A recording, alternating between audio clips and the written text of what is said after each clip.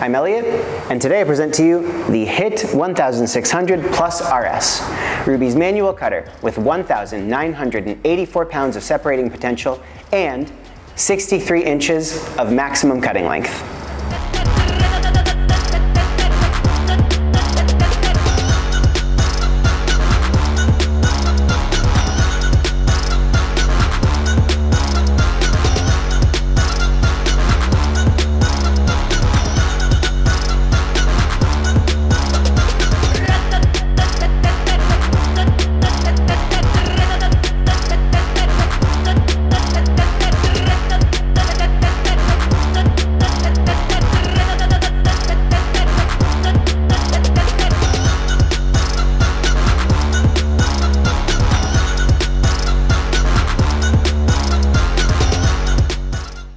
The HIT 1600 Plus RS has two magnetic systems. The first one is in the breaker, and it allows you to switch between the braking and marking positions efficiently.